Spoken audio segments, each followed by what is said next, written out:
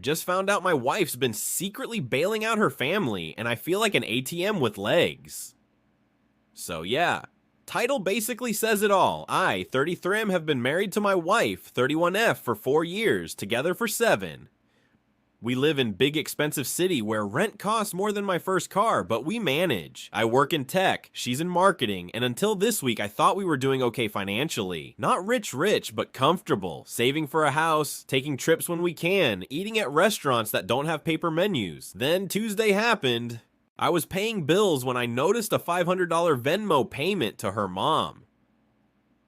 At first I thought it was like, oh, maybe she just spotted her for something small, but then I scrolled. And scrolled and scrolled. Turns out she's been funneling hundreds, sometimes thousands, to her parents and siblings. Not once, not twice, like regularly, like they're on her goddamn payroll. We're talking $14,000 in the last year. $14,000. That's not a helping family number. That's a congratulations, you are now sponsoring a failing Kardashian spinoff number. When I confronted her, she hit me with the classic. They're my family. What was I supposed to do? It's not like we're broke. Excuse me? Did you forget I like eating food and not living under a bridge? I didn't tell you because I knew you'd be mad. No shit. You know what else makes me mad? Secretly draining our savings. And the cherry on top, the people she's giving this money to aren't exactly starving. Her mom is constantly posting brunch pics on Instagram with mimosas in both hands. Her brother has a sneaker collection worth more than my car. Her sister just went to Cabo to clear her head after a bad breakup. Clear her head. I'm over here clearing my browser cookies to save $20 on car insurance.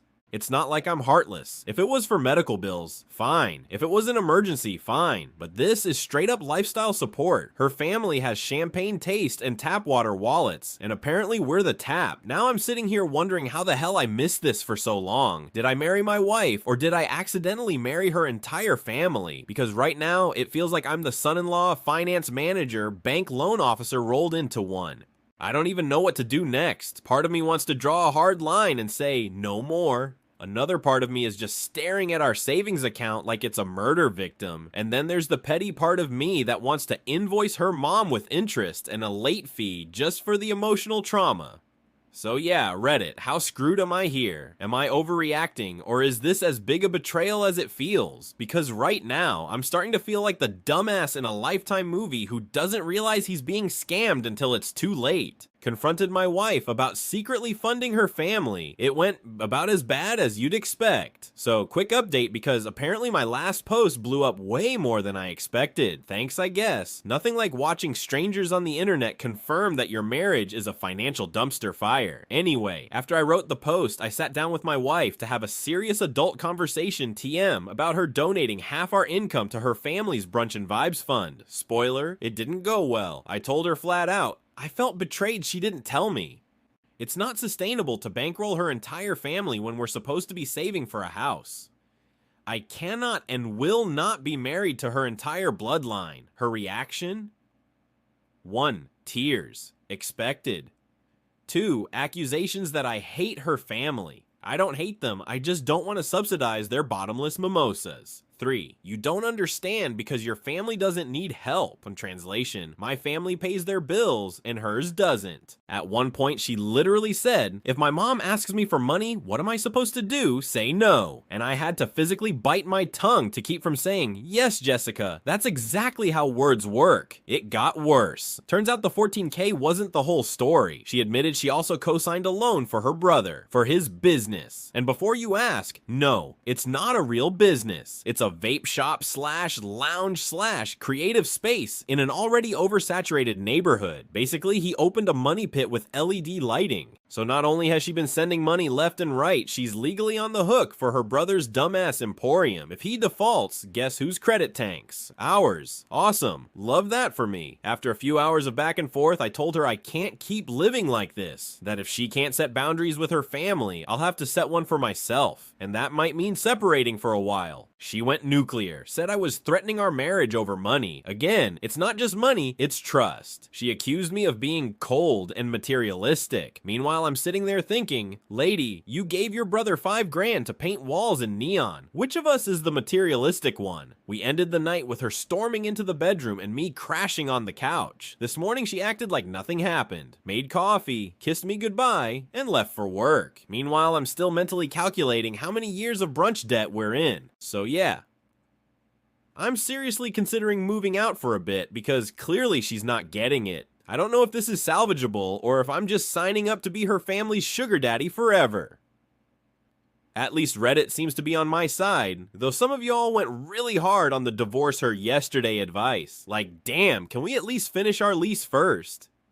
Moved out. Her family is already acting like I shot the family dog. Alright, buckle up, because shit has escalated. After post 2, I read through your comments, and wow, Reddit, you guys really don't mince words. The general consensus was, get out before you end up financing a yacht named Mommy's Angel. So, I listened. Last weekend, I packed a bag and moved into my buddy's spare room. Rent's dirt cheap, and his fridge is stocked with beer, so honestly, it's not the worst exile. I told my wife I needed space because she clearly wasn't hearing me about boundaries, and I refused to be the silent ATM in this marriage. Cue the in-laws. Within 24 hours of me leaving, her mom texted me a Bible verse about forsaking your family. Ma'am, I didn't forsake my family, I forsook your brunch tab. Her brother DM'd me on Instagram with, bro, don't punish her for loving us. This from the guy whose business is literally a vape shop with bean bags. Her sister posted some cryptic shit on Facebook like, some people just can't handle when a woman puts family first. Family over everything. Which, shocker, immediately got 37 likes from people who also owe her money.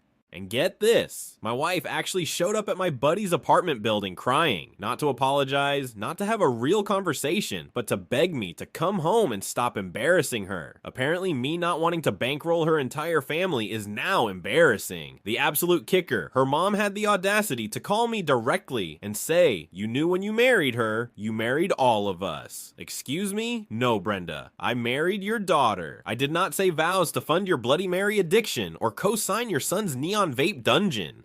I'll admit, part of me feels like the asshole here because I literally walked out. I didn't give her an ultimatum, I just left. But at the same time, I feel like I was given no choice. I can't compete with the gravitational pull of her family's black hole finances. My wife's been texting nonstop saying we need therapy, that we can work through this. But I told her straight up, until she sets actual financial boundaries with her family, I'm not moving back in. She went quiet after that, which is either good, thinking it over, or bad, plotting how to Venmo her mom behind my back again. Oh, and because nothing is ever normal in my life anymore, my buddy's neighbors threw a party Saturday night, and who do I see when I step into the hallway? My wife's brother, with a bunch of his vape shop cronies. Apparently they're renting the upstairs apartment, because the universe has a sick sense of humor, so yeah.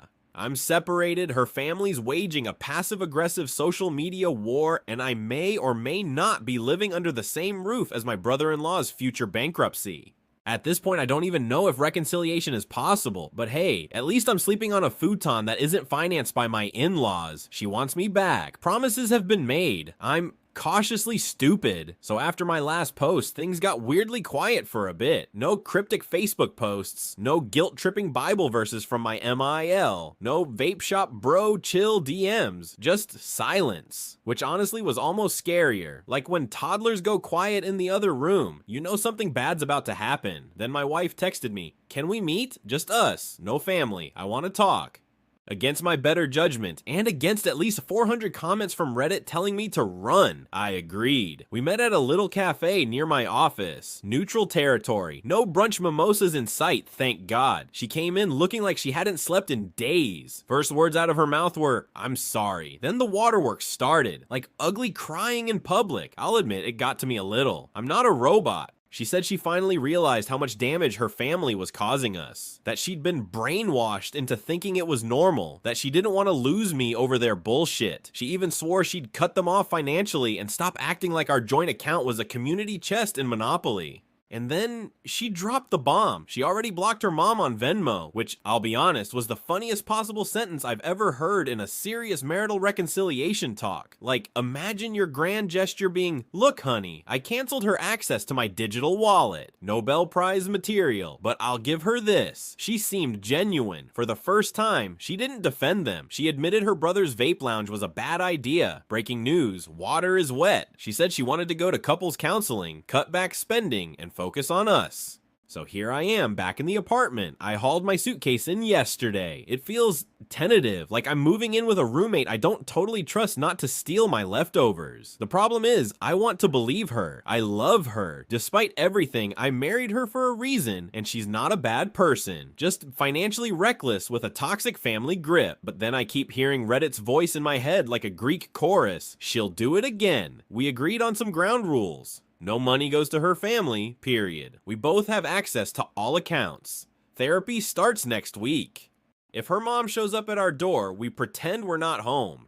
Okay, that one was mine, but still. I know I probably look like the world's biggest pushover right now, and maybe I am, but damn it, I needed to try. If she can really follow through on these promises, maybe we can dig ourselves out of this mess. If not, well, at least this time, I won't hesitate to walk out again. And because I know some of you will ask, yes, her brother's vape lounge is somehow still open. No, I don't know how. My theory is they're laundering money through bubble tea. She did it again. I wish I was surprised. Welp, remember how I said in my last post that Reddit sounded like a Greek chorus chanting, "She'll do it again"? Yeah, turns out y'all were psychic, or just smarter than me. We lasted exactly 6 weeks of reconciliation bliss. Couples counseling, shared bank apps, even a color-coded budget spreadsheet that would have made Dave Ramsey cry tears of joy. I thought we were finally moving in the right direction. Then this week, I noticed something weird. Our joint credit card statement had a $3,000 cash advance, which, by the way, is basically like lighting money on fire, because the fees are insane. I asked her about it. She got pale, then defensive, then teary, then admitted she gave it to, drumroll please, her brother.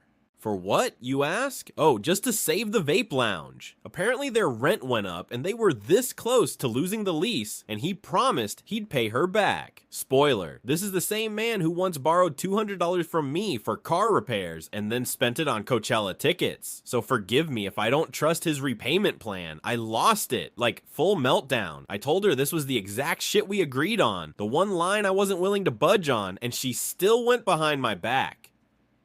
Her excuse? He's my brother. I couldn't let him fail. My response?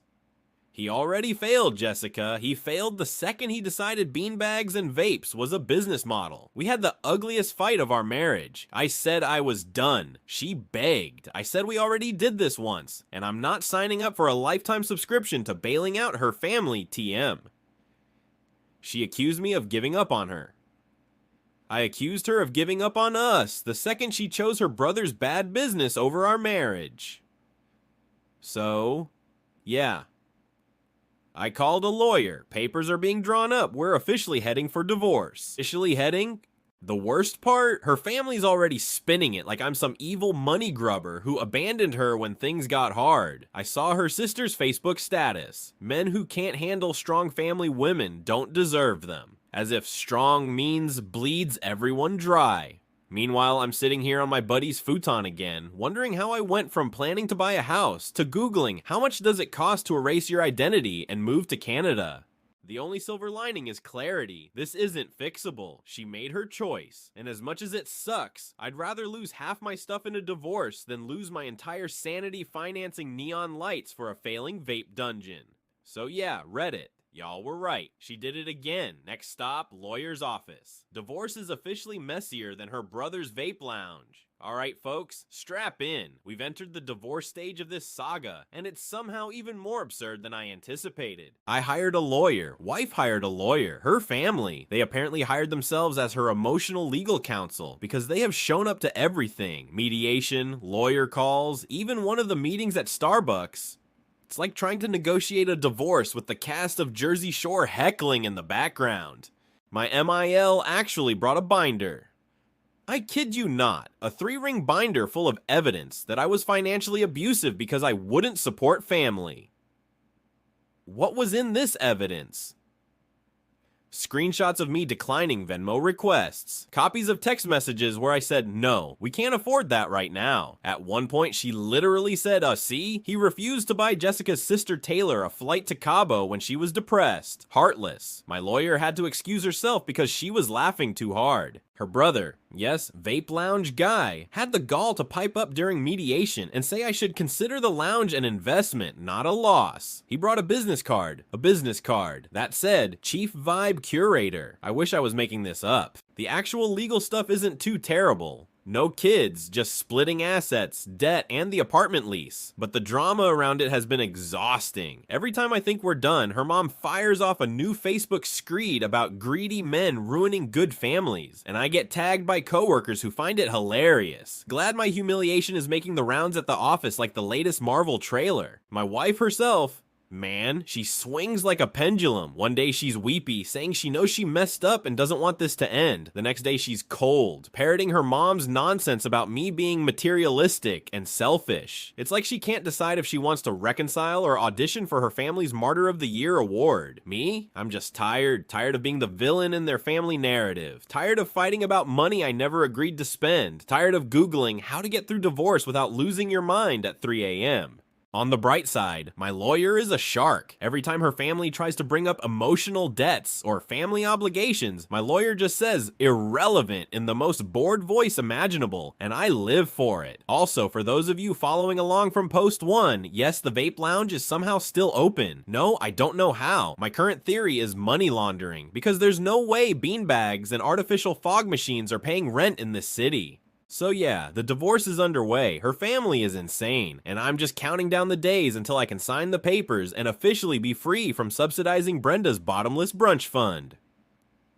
Free at last, and I might actually be happy again. So big update, the divorce is done, papers signed, assets split, lawyers paid. I am officially no longer legally obligated to bankroll her family's brunches or her brother's neon vape dungeon. And let me tell you, signing those papers felt like exorcising a demon. It wasn't painless, of course. She got half of what we'd saved, which stung, but honestly, peace of mind is worth every penny. She also got the apartment, and therefore the pleasure of dealing with the world's loudest upstairs neighbors. I walked away with my sanity, my 2014 Honda Civic, and the promise that I'll never again have to hear someone say, "But he's my brother," as an excuse for draining our joint account. The final mediation session was pure theater. Her mom tried one last time to argue that I owed emotional damages for tearing a family apart. My lawyer literally asked her if she was confusing divorce court with Judge Judy. I almost stood up and applauded. So now, I'm living in a new apartment across town. It's small, but it's mine. Nobody's siphoning money out of my bank account without asking. Nobody's Venmoing their mom $500 for emergencies that turn out to be bottomless brunch. Nobody's defending a vape lounge as a cultural hub. It's bliss. And here's the kicker. I met someone, totally by accident. She's a friend of a friend. We bumped into each other at a trivia night a few weeks ago. She's funny, sharp, and here's the wild part, financially responsible. Like, she has a 401k and a savings account and doesn't consider Klarna her primary bank. Talking to her feels like fresh air after years of secondhand smoke from her brother's vape machine. I'm not rushing into anything. Divorce just finalized, I'm still licking wounds, yada yada, but it feels good to be reminded that there are people out there who don't think family obligation means draining your spouse's future. Oh, and for everyone who's been keeping score, the vape lounge finally closed. Yep. After all that drama, all that money, all that Chief Vibe Curator nonsense, they lasted 14 months. The business Instagram quietly disappeared last week. No dramatic farewell post, no thank you for the memories video montage, just poof. Gone. I'm not saying I laughed when I saw it, but I also didn't not laugh, so yeah. Divorce sucks, but I survived. Life is quieter, lighter, and, dare I say it, actually hopeful. Thanks, Reddit, for talking me through the train wreck. You were right every step of the way, even when I didn't want to hear it. The saga went viral. My ex's family hates me. Life's actually good.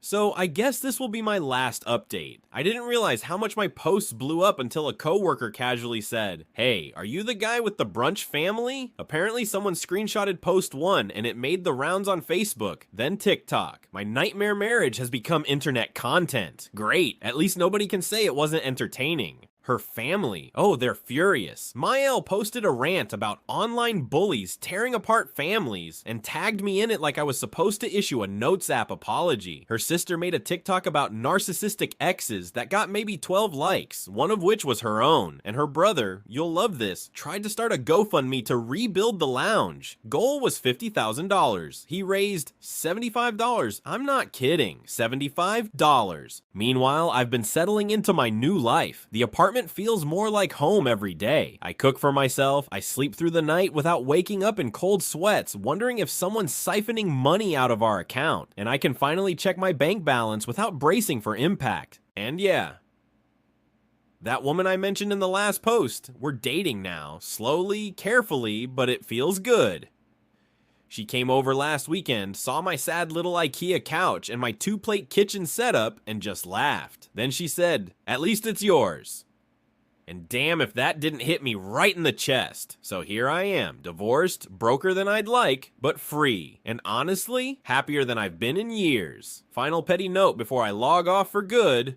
I saw on Facebook that my ex's mom is so proud of her daughter for standing strong, which would be more convincing if I hadn't also seen my ex at Target last week using her mom's credit card. Generational dependence is alive and well, folks. Anyway, thanks Reddit for being my sounding board through the whole mess. You gave me clarity when I was gaslit into thinking I was crazy. You gave me the push to walk away. And you gave me enough snarky one-liners to survive mediation with my sanity intact. If anyone out there is in a similar situation, listen to your gut. And if your gut says, don't give your brother-in-law $3,000 for his vape lounge, trust it. Peace out. If you like these stories and videos, make sure to like, comment, and share so we can make some money from ad revenue and continue getting better and better with our publications. We strive to donate a portion of everything we make to charities that make a difference. Let us know if there is someone or thing you want to support. Thank you for staying until the end and enjoying the story.